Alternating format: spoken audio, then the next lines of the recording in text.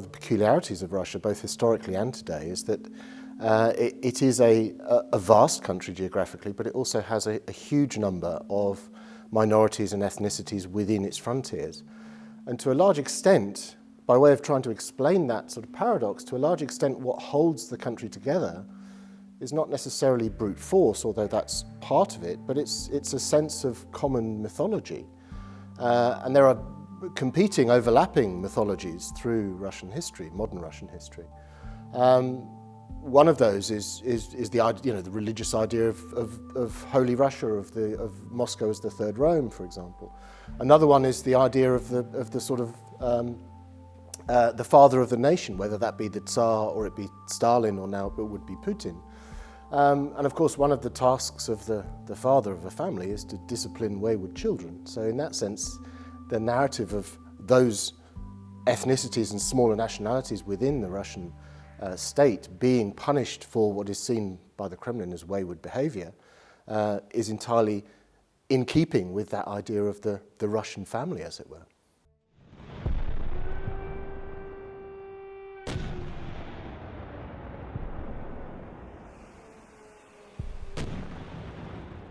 The ideology underpinning Putinism, such as it is certainly not communism. So the ideological underpinning is very, very different. There is a sort of continuity there. Obviously, that modern Russia under Putin has emerged out of the ruins of the Soviet Union. It is the Soviet Union's primary successor state, or really only successor state. So there's a sort of a line of continuity there that is significant, so we can't downplay that entirely. But at the same time, I think to a large extent what's driving Putin in his actions in Ukraine at the moment with the invasion is much more a rather nebulous idea of sort of a Russian national sentiment and Russian nationalism, wanting to regather those, as they would put it, lost lands. Ukraine and Belarus as well. Belarus is of course tied in with this whole current conflict.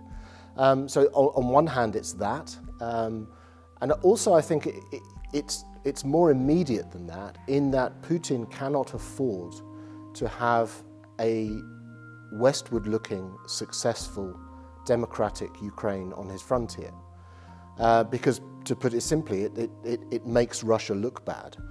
So I think that's also a rather more immediate driver, aside from those sort of nebulous ideas of the Russian world, the Russkiy Mir. The Russian narrative that accompanied its invasion of Ukraine from February onwards has been one of supposedly denazifying Ukraine, which is rather nonsensical.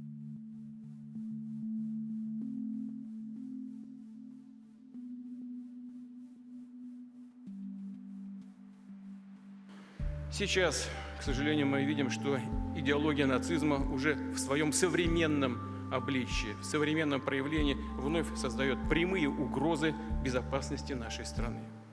Мы вновь и вновь вынуждены давать отпор агрессии коллективного Запада. Невероятно, но факт. И вновь собираются воевать с Россией на земле Украины руками последующих Гитлера, руками бандеровцев.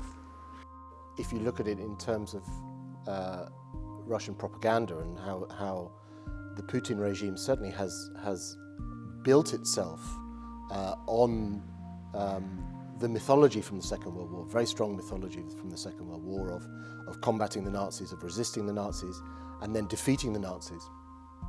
That is a very, very strong strand that runs through Putin's Russia as a legitimating myth, effectively. And you can see that in the sort of almost fetishization of World War II under Putin, particularly with the idea of the immortal regiment, which was a rather peculiar, sort of supposedly popular initiative of sort of large-scale